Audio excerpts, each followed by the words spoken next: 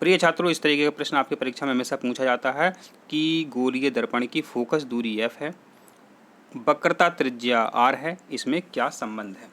तो बहुत सरल प्रश्न है, इसको ऐसे समझिए, कई बार परीक्षा में पूछा गया है। तो बच्चों ए हो गई आपकी वक्रता त्रिज्या, ठीक है, और ए हो गई बच्चों आपकी फोकस दूरी। ए हमने आपकी बना दी एक लाइन, ये हमने लाइन बना दी, और ए हो गया आपका गोलीय दर्पण, ठीक है। तो अब इसको ऐसे समझो कि यहाँ से यहाँ तक की बच्चों जो दूरी है, इसको हम आधा कर दें, ऐसा आधा कर दें, तो जो इतना इतना बचा, ये फोकस दूरी बची, बोलो वक्रता त्रिज्या की आधी हुई कि नहीं हुई, बोलो हुई आधी की नहीं हुई। तो बच्चों जो फोकस दूरी है बच्चों, वक्रता त्रिज्या की आधी होती है। वक्रता त्रिज्या माने ये आपकी आर कहलाती है, वक्रता त्रिज्या सी तक की दूरी, वक्रता तक की दूरी वक्रता त्रिज्या कहलाती है, वक्रता केंद्र तक की दूरी वक्रता त्रिज्या कहलाती है। तो F बराबर r/2, ये समझिएगा आप, F बराबर r/2। अब F बराबर r/2, ये आपका ऑप्शन जो है आपका सी, आपका ये ऑप्शन है, F बराबर r/2, ठीक है। अब F बराबर r/2 से यहाँ बहुत सारे आपके प्रश्न बनेंगे, इसको हम सॉल्व करेंगे। F बराबर r/2 को,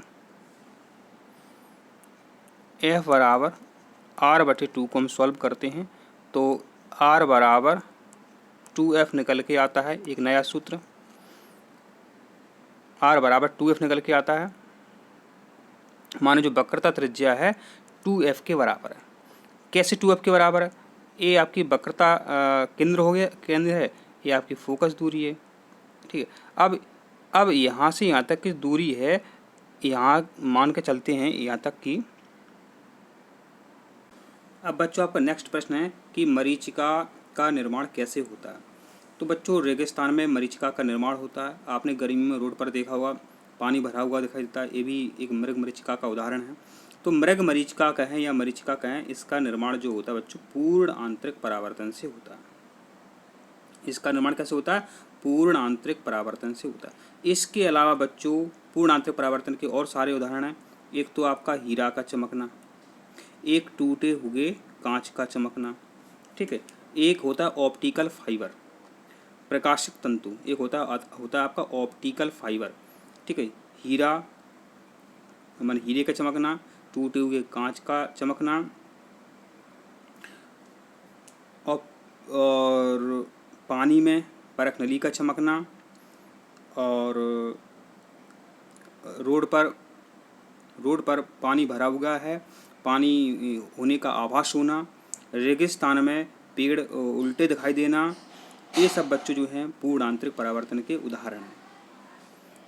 अब बच्चों यहाँ जो प्रश्न है इतना इम्पोर्टेंट है कि आपको सब कुछ जानना चाहिए। अपवर्तन के क्या है बच्चों? जब प्रकाश किरण जो है अपने मार्ग से विचलित हो जाती है, इसे हम अपवर्तन कहते हैं। और स्नेल के नियम जो हैं वो अपवर्तन से संबंधित हैं। स्नेल के नियम जो है बच्चों अपवर्तन से संबंधित हैं, ठीक है। यह प्रश्न ऐसा भी कभी कभी बन जाता है कि एक बर्तन में पानी भरा हुआ है, उसमें एक सिक्का है। सिक्का अपन को ऊपर उठा हुआ दिखाई देता है अपवर्तन के कारण। या ऐसा ही प्रश्न बनता है कि एक नदी है या तालाब है, उसका तल ऊपर उठा हुआ दिखाई देता है, अपन को लगता है उसमें पानी कम भरा हुआ है, वास्तव में पानी बहुत भरा हुआ होता है, उसका तल जो बहुत गहरा है। ये भी अपवर्तन का ही उदाहरण है। परावर्तन से बच्चों क्या प्रश्न बनता है? परावर्तन से क्या प्रश्न बनता है? यहाँ सिर्फ इतना ही पूछा जाता है कि आपतन कोण का मान कितना है। आपतन कोण का मान 30 डिग्री है, तो परावर्तन कोण का मान कितना होगा? तो ये परावर्तन से यहाँ पर प्रश्न बनता है। वर्ण विक्षेपण से क्या प्रश्न बनता है?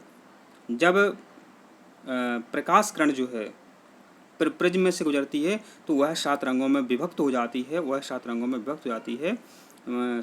बट जाती है, इसे वर्ण विक्षेपण कहते हैं। तो ये यहाँ प्रश्न हमेशा बनते रहते हैं, तो आपको ये अच्छे से समझ लेना है।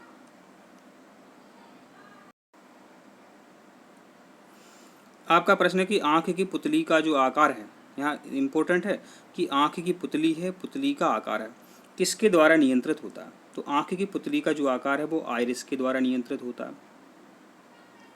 आइरिस, अब क्या गड़बड़ हो जाती है, आइरिस का आप हिंदी नाम नहीं जानते, आइरिस का हिंदी नाम भी आपको याद होना चाहिए, परितारिका। आइरिस का हिंदी नाम है परितारिका, ठीक है। अब किसी पर कोई दिक्कत आ जाती है, समस्या आ जाती है, तो अपन कैसे बोलते हैं, जिसका नाम हो कि उस पर ये समस्या आ गई। अब मान लो पुतली है, हम ऐसे बोलेंगे आपको, पुतली पर आई परी दिक्कत। क्या बोला हमने, पुतली, हमने ये बोला आपको कि पुतली पर आई परी दिक्कत, आई परी समस्या, आई परी दिक्कत, पुतली पर आई परी दिक्कत, आप जिंदगी भर नहीं भूल पाओगे आप। पुतली पर आई परी दिक्कत, तो बच्चों क्या है, आंखों में होती पुतली, सिंपल सी बात है। तो पुतली का जो आकार है कौन नियंत्रित करती है, आई माने आइरिस या परितारिका। आप कभी भूल के दिखा देना, पुतली पर आई परी दिक्कत। अब बच्चों यहाँ आप लोग कंफ्यूज क्या हो जाते हो, क्योंकि सिलियरी मांसपेशियाँ जो हैं बच्चों, ये बहुत कंफ्यूज करती हैं आपको, बहुत कंफ्यूज करती हैं सिलियरी मांसपेशियाँ। कैसे कंफ्यूज करती हैं वो भी देखो बच्चों। जो आपकी आँख है, जो आपकी आँख है, ठीक है। अब बच्चों आँख है आपकी, तो आँख में आपका लेंस भी होता है। क्या बोला हमने, आँख में लेंस भी होता है। अब लेंस का आकार, ये तो पुतली का आकार था ऊपर, अब हम लेंस के आकार की बात करें तो बच्चों लेंस का आकार जो है सिलियरी मांसपेशियों के द्वारा नियंत्रित किया जाता है। लेंस पतला कब होगा, लेंस मोटा कब होगा, फोकस दूरी। अब जब लेंस पतला मोटा होने से फोकस दूरी में परिवर्तन होता है, फोकस दूरी में परिवर्तन होता है। तो माने सिलियरी मांसपेशियां हैं, इनका काम क्या है बच्चों, लेंस का आकार बदलना। अब याद कैसे रखें, तो इसकी भी बेहतरीन ट्रिक्स है हमारे पास, इसकी भी बेहतरीन ट्रिक्स हमारे पास। अब अपन ने लिखा है लेंस, इतना लिख के आएगा कि लेंस का आकार कौन बदलता है, लेंस का आकार कौन समायोजित करता है। तो लेंस का आकार कौन समायोजित करता है, सिलियरी मांसपेशियां। लेंस का आकार कौन समायोजित करता है, सिलियरी मांसपेशियां, साथ से सिलियरी मांसपेशियां। देखो कितनी बेहतरीन ट्रिक्स है, किसी ने आपको नहीं बताई होगी। लेंस माने लेंस से के आकार से, लेंस के परिवर्तन से कौन संबंधित है, सिलियरी मांसपेशियां। और वो पुतली से संबंधित प्रश्न आएगा तो पुतली पर आई परी दिक्कत माने आइरिस और परितारिका, एक ही बात है। अब बच्चों ये सारी चीज़ें होती क्यों है अपनी आँख में, ये तो थोड़ा होना चाहिए आपको, सिंपल सी बात है। माना बच्चों पुतली का आकार है, आकार छोटा हो जाता है, कभी आकार बढ़ जाता है। तो बच्चों जो आइरिस है ये प्रकाश की मात्रा को नियंत्रित करती है। जैसे आपने देखा होगा, आप अंधेरे कमरे में, जैसे ही आप बाहर जाते हैं, आपको बाहर बहुत प्रकाश है, तेज प्रकाश है, तो एकदम अगर ज़्यादा प्रकाश आपके अंदर आएगा तो आपकी आँख की जो रेटिना है वो नष्ट हो जाएगी। तो आपके अंदर, आँख के अंदर ऐसी व्यवस्था है कि जैसे ही आप अंधेरे कमरे से बाहर गए, अंधेरे कमरे से आप बाहर गए, तो जो आइरिस है वो पुतली का आकार छोटा कर देती है, जिससे आपके आँख के रेटिना के अंदर प्रकाश कम जा पाए, ठीक है। तो प्रकाश की मात्रा का नियंत्रण कौन करती है, आइरिस करती है। तो बच्चों ये इतने महत्वपूर्ण प्रश्न हैं यहाँ आपसे पूछे जाते हैं। एक दो को अब कॉर्निया से क्या पूछा जाता है बच्चों, जब नेत्रदान किया जाता है 5 घंटे के अंदर नेत्रदान कर सकते हैं अपन, तो जब नेत्रदान किया जाता है बच्चों तो कॉर्निया ही नेत्र में दान की, पूरी आंख दान नहीं की जाती है, आंख का सिर्फ कॉर्निया जो पार्ट है, कॉर्निया जो भाग है बच्चों, जो कॉर्निया भाग है वही नेत्रदान किया जाता है, ठीक है। तो कॉर्निया नेत्रदान किया जाता है। तो बच्चों इतना इंपॉर्टेंट प्रश्न था, आशा करते हैं आपको ये समझ में आ गया है। अब बच्चों आप इस प्रश्न को समझना, बहुत सरल है, परीक्षा में आए हुए हैं प्रश्न। आपसे पूछा जाएगा कि उत्तर लेंस है, ठीक, कोई दिक्कत नहीं, उत्तर लेंस है तो क्या बड़ी बात हो गई। उत्तर लेंस के सामने बच्चों वस्तु को कहाँ रखा जाना चाहिए, कहाँ रखा जाना चाहिए कि वस्तु के बराबर वास्तविक प्रतिबिंब बने। पूरी बात भाषा समझो कि बच्चों जो उत्तर लेंस है, हम उत्तर लेंस आपको बना करके दिखा रहे हैं अभी। उत्तर लेंस ऐसे नहीं, इससे तो नहीं बन रहा है उत्तर लेंस, इससे तो नहीं बन रहा है उत्तर लेंस, इस तरीके का होता है उत्तल लेंस, ठीक है। तो उत्तल लेंस के सामने वस्तु को कहाँ पर रखें कि वस्तु के बराबर प्रतिबिंब बने। तो हमने एक नहीं 1000 बार आपको बताया है कि वस्तु को बच्चों वक्रता केंद्र पर रखा जाना चाहिए। वस्तु को कहाँ रखा जाना चाहिए? वक्रता केंद्र पर। वस्तु को कहाँ रखा जाना चाहिए? वक्रता केंद्र पर वस्तु रखी हो तो उसी के समान सेम साइज का प्रतिबिंब बनता है। इस पर हमेशा प्रश्न आता है, आँख मीच करके भी लगा दोगे लगभग तो आपका आंसर एकदम सही निकलेगा। वक्रता केंद्र पर ही पूछा जाता है हमेशा प्रश्न। अब देखो आपको सर उत्तर कैसे आ जाएगा, तो यहाँ पर आप उत्तर देखो, जो आपका जो बी ऑप्शन है इस पर थोड़ा जरा आप ध्यान देना। इसमें लिखा हुआ है फोकस दूरी की दुगनी दूरी पर। अब यहाँ पर आप समझो कि इस तरीके से हमने आपको बताया था, अभी तरीके से हमने बताया था हमने। अब यहाँ पर बच्चों एक लेंस मान लो, ये लेंस हो गया आपका, ठीक है। तो यहाँ से यहाँ तक की जो दूरी है, यहाँ आपका जब फोकस हो गया तो इतना पार्ट और इतना पार्ट, तो ये 2 पार्ट नहीं हुए, तो फोकस दूरी की दुगनी दूरी नहीं हुई। यहाँ पर समझो आप, ये लिखा है कि फोकस दूरी की दुगनी दूरी, तो इतनी फोकस दूरी है, लेकिन जो पूरी सी तक की बात हो रही है तो फोकस दूरी की दुगनी दूरी है। फोकस दूरी की दुगनी दूरी पर कौन बैठा है? क्या बोलती हैं फोकस दूरी की दूरी दुगनी को? वक्रता बोलते हैं, वक्रता बोलते हैं। तो और हमने आपको कई बार बताया कि जब वस्तु वक्रता पर रखी हो तो प्रतिबिंब वक्रता पर ही बनता है बच्चों, उल्टा बनेगा प्रतिबिंब, वक्रता पर ही बनेगा बच्चों प्रतिबिंब, और उसी के समान साइज का प्रतिबिंब बनेगा। तो देखो हमने कई बार बोला है कि वक्रता पर ही हमेशा प्रश्न पूछा जाता है। और ध्यान दो, उत्तल लेंस और अवतल दर्पण की सभी स्थितियां समान होती हैं। अगर आपने अवतल दर्पण वाला याद कर लिया तो उत्तल लेंस आपका पूरा याद हो जाएगा। उत्तल लेंस की आपने स्थितियां याद कर ली तो अवतल दर्पण आपको वैसे ही याद हो जाएगा। अब देखो यहाँ कितना घुमाया उनने कि फोकस दूरी की दुगनी दूरी लिख दी उन्हें।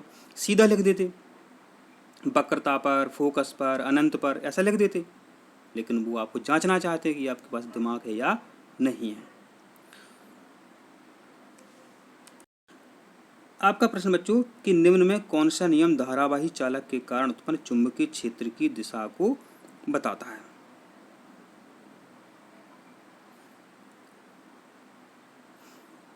तो यहाँ प्रश्न देखो कि यहाँ क्या लिखा है, उत्पन्न चुंबकीय क्षेत्र की दिशा, उत्पन्न चुंबकीय क्षेत्र की दिशा को बताता है। पूरी बात समझना ध्यान से, इसको हम आपको याद कराने की आपको ट्रिक्स भी हम यहाँ पर आपको बताने वाले हैं। आपका जो प्रश्न है कि फ्लेमिंग के बाएं हाथ का नियम प्रदर्शित करता है, तो बच्चों यह प्रश्न कितनी बार आया इसकी कोई सीमा नहीं है, और ये आना ही है। फ्लेमिंग का बायां हाथ, फ्लेमिंग का दायां हाथ, दक्षिण हस्त नियम, मैक्सवेल का स्क्रू का नियम, स्नो नियम, ये तो आना ही है। अब कहोगे सर तो मैं ट्रिक्स से बता दूँ, बिल्कुल कोई दिक्कत नहीं है। तो देखो आपके सामने देखो ये ऑप्शन है, ये आपके सामने ऑप्शन है, कोई दिक्कत नहीं है। देखो अच्छा, आपने नाम तो सुना ही होगा, बोलो सर काय का नाम? फ्लेमिंग के बाएं हाथ का नियम, नाम तो सुना ही सर, ये क्यों नहीं सुना होगा? ये क्यों नहीं सुना होगा? तो बस यही तो उत्तर है, बायां बल, बायां बल, बायां बल, बायां बल, बाएं हाथ से बल, फ्लेमिंग के बाएं हाथ से बल, चालक पर लगने वाले बल की दिशा का पता चलता है। बोलो है बेहतरीन ट्रिक्स। कहोगे सर ये तो आपने वैसे बता दिया, आप अगर ऐसी बात है तो आप फ्लेमिंग के दांत का नियम ही याद करा दूँ, बिल्कुल क्यों बात नहीं। आपको बच्चों, आप हमारा यूट्यूब चैनल देख रहे हो, आपको किसी प्रकार की दुविधा में नहीं पड़ना है। आप हमारे वीडियो देखो, आपका सिलेक्शन हो सकता है। आपको किसी प्रकार की दुविधा में नहीं पड़ना है। आप क्यों सारे दुविधा क्यों चल रहे हो? बिल्कुल बिल्कुल सर, दाएं हाथ का नियम दुविधा से ही याद होगा। कैसे? चलो हम लिख देते हैं, दुविधा,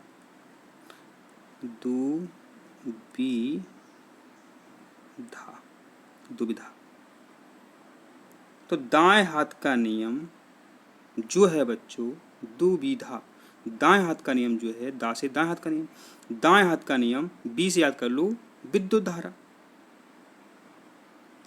दा से दाएं हाथ का नियम, दाएं हाथ के नियम विद्युत धारा, दुविधा विद्युत धारा, दुविधा दाएं हाथ से विद्युत धारा का पता चलता है। बाएं से बल, दाएं से क्या, दाएं से विद्युत धारा, कैसे, दुविधा। सर ने बोला था कि दुविधा नहीं करनी है, आपको नहीं रहना। आप कहोगे सर ये तो बहुत अच्छी बात है। तो बच्चों जो बायां नियम अपन ने अभी देखा था, इसका आंसर क्या है? अभी आपको सर इसका आंसर तो बता दो। बिल्कुल, आंसर क्यों नहीं बताएंगे। बाएं से बल का पता चलता है, ऑप्शन देख लो। बल कहाँ लिखा है? सिर्फ बी ऑप्शन में लिखा हुआ है कि चालक पर आरोपित बल, चालक पर आरोपित बल। आप कहोगे सर ये ठीक है, ये भी ठीक है, तो चुंबकीय क्षेत्र की दिशा, ये क्या रट्टा है? चुंबकीय क्षेत्र की दिशा, तो बिल्कुल बिल्कुल, रुको रुको रुको, चुंबकीय क्षेत्र की दिशा का आप कैसे लगाएंगे? इसका पता लगाएंगे आप बच्चों मैक्सवेल के नियम से। इसका पता लगाएंगे आप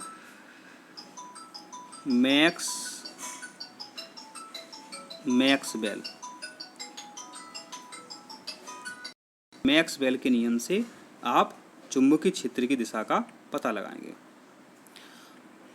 और मैक्सवेल का जो नियम है,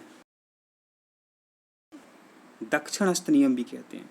तो मैक्सवेल का नियम और दाहिने अंगूठे का नियम या दक्षिण हस्त नियम, नाम सुनो। मैक्सवेल का नियम माने कार्क स्क्रू का नियम, दक्षिण हस्त नियम माने दाहिने अंगूठे का नियम। इससे हम चुंबकीय क्षेत्र की दिशा लगाते हैं। तो बच्चों ये बेहतरीन ट्रिक बताती है। तो आपको ट्रिक कैसी लगी आप कमेंट में जरूर बताएं। अब हम देखते हैं आपका नेक्स्ट क्वेश्चन क्या है। आपका यह प्रश्न शायद हो गया है कि गोली दर्पण की फोकस दूरी f है, वक्रता त्रिज्या r है, इसमें क्या संबंध है। तो एक बार और देख लेते हैं इसमें क्या समस्या है। जब आ गया सामने तो देख लेते हैं। बच्चों जो वक्रता त्रिज्या होती है, बच्चों समझ रहे हैं, फोकस दूरी के दुगने 2f के बराबर होती है, 2f के बराबर होती है, ये आपको पता चल गया। और जो फोकस दूरी होती है, जो फोकस दूरी होती है ये वक्रता त्रिज्या की आधी होती है। माने एक सी है और 2f 2 है, तब सी के बराबर है। ठीक है, तो फोकस त्रिज्या की आधी होती है। फोकस दूरी वक्रता त्रिज्या की आधी होती है। माने अगर वक्रता त्रिज्या बच्चों 10 सेंटीमीटर है तो फोकस दूरी कितनी होगी? 5 सेंटीमीटर। ए हो गई एफ, ए हो गई सी। तो फोकस दूरी जो है वक्रता त्रिज्या की आधी हुई कहीं हुई, ये अटल सत्य, याद कर लो। इस पर हमेशा प्रश्न आता ही है। अब देखिए ये जो प्रश्न है हर बार पूछा गया है, वह उपकरण जो यांत्रिक ऊर्जा को विद्युत ऊर्जा में परिवर्तित करता है। यांत्रिक ऊर्जा को विद्युत ऊर्जा में परिवर्तित करता है। तो बच्चों इसका जो आंसर यहाँ निकलेगा अपना, वो निकलेगा डायनेमो। डायनेमो क्या है? यांत्रिक ऊर्जा को विद्युत ऊर्जा में बदलता है। लेकिन जो विद्युत मोटर क्या करती है? ये विद्युत ऊर्जा को यांत्रिक ऊर्जा में बदलती है। विद्युत मोटर क्या से स्टार्ट हो रही है? वी से स्टार्ट हो रही है। तो विद्युत मोटर क्या करती है? विद्युत लेती है और यांत्रिक ऊर्जा बनाती है। ट्रांसफार्मर दो होते हैं, एसी और डीसी। और बैटरी आपको पता ही है, विभवांतर उत्पन्न करने के लिए बैटरी लेते हैं अपन। अब बच्चों आपके सामने प्रश्न है कि एक समतल दर्पण क्षैतिज से 30 डिग्री का कोण बना रहा है। यदि एक ऊर्ध्वाधर किरण दर्पण से टकराती है तो दर्पण और परावर्तित किरण के बीच बना कोण क्या है? तो देखो बच्चों ये प्रश्न आपसे ये कह रहा है कि एक दर्पण है, क्षैतिज से 30 डिग्री का कोण बना रहा है। तो माना कि बच्चों ये तो आपकी क्षैतिज लाइन हो गई। अब क्षैतिज से बच्चों को 30 डिग्री का दर्पण आपका कोण बना रहा है। माने दर्पण जो है बच्चों आपने इस तरीके से आपने दर्पण रख दिया। ठीक है, अब बच्चों जो ऊपर से कोई किरण ऐसी आएगी तो इस किरण को अपन पूरा बना सकते हैं। तो 90 डिग्री का टोटल कोण हो गया। अब वो कह रहा है कि क्षैतिज से 30 डिग्री का कोण दर्पण बनाता है, ये प्रश्न ही कह रहा है। अब बचा यहाँ 60 डिग्री, बचा 60 डिग्री। तो आपका आंसर क्या है? यहाँ आपका 60 डिग्री आंसर एकदम करेक्ट आंसर है। अब बच्चों आपको यहाँ नहीं दिख रहा है साफ, तो कोई दिक्कत नहीं है, हम बोल रहे हैं एक समतल दर्पण आपकी ओर है, आपकी ओर 10 सेंटीमीटर की चाल से आ रहा है। मैं आप एक समतल दर्पण हाथ में पकड़े हुए हैं, आपकी ओर कोई व्यक्ति 10 सेंटीमीटर की गति से आ रहा है, आपको वो कैसा आता हुआ दिखाई देगा? तो दुगनी गति से आता हुआ दिखाई देगा। ये आप ये आंसर याद कर लो, 2 भी वेग से आता हुआ दिखाई देगा। ठीक है, तो 20 सेंटीमीटर आपका एकदम सही उत्तर है। वो 10 से आ रहा है, आपको ये लगेगा कि 20 सेंटीमीटर की मतलब 20 किलोमीटर प्रति सेकंड या 20 मीटर प्रति सेकंड की रफ्तार से वो आ रहा है। दुगनी वेग से लगता हुआ अपन को लगता है कि दुगनी वेग से वो आ रहा है। अब यहाँ पर देखिए है नेत्र लेंस की फोकस दूरी का परिवर्तन जो है किसके द्वारा होता है। अब देखो पुतली हो सकती है, रेटिना हो सकती है, सिलियरी मांसपेशियाँ होती हैं, आइरिस हो सकती हैं। अब देखो यहाँ क्या लिखा है, लेंस लिखा है, लेंस लिखा है। हमने आपको जो ट्रिक्स बताई थी, क्या बताई थी, हमने आपको सिर्फ इतना ही लिख के बताया था, लेंस बताया था हमने, और तो कुछ बताया नहीं था। लेंस, लेंस का उत्तर कहाँ से निकलेगा? सांस से निकलेगा। क्या आंसर आएगा? सिलियरी मांसपेशियाँ। इतनी बेहतरीन ट्रिक्स आपको किसी ने आज तक नहीं बताई होगी। अब प्रश्न है कि आपतन कोण एवं परावर्तन कोण का मान बराबर होता है। तो बच्चों यहाँ पर बहुत इंपॉर्टेंट प्रश्न है ये। आपको यही लगता है कि समतल दर्पण के लिए स्थिति होती नहीं, ये सभी के लिए होती है। चाहे बच्चों समतल दर्पण हो, चाहे उत्तल दर्पण हो, चाहे अवतल दर्पण हो, सभी के लिए आपतन कोण का मान परावर्तन कोण के बराबर होता है। प्रिय छात्रों, आपका जो प्रश्न है देखो, उत्तल दर्पण के वक्रता केंद्र पर रखी वस्तु का प्रतिबिंब होता है। अब देखना आपके सामने ये 4 ऑप्शन है। हमने बोला कि जब वक्रता केंद्र पे वस्तु रखी हो तो बराबर आकार का प्रतिबिंब बनता है। अब देखो 50% तो आपको पता चल गया कि या तो ए ऑप्शन सही है या बी ऑप्शन सही है। ठीक है, तो आप गूगल पर सर्च करना। हम आपको इतने बेहतरीन आंसर लाते हैं, आप वीडियो लाइक नहीं करते हैं, आप ढूंढते ढूंढते परेशान हो जाओगे। अब क्या बताएं, क्या क्या हो जाएगा आपके साथ। कई प्रश्नों के आंसर गूगल पे मिलेंगे भी नहीं। तो जो व्यक्ति आपके लिए आंसर बताता है, आपको आंसर बताता है, तो उसका चैनल आपको सब्सक्राइब करना चाहिए, वीडियो को लाइक करना चाहिए। धन्यवाद।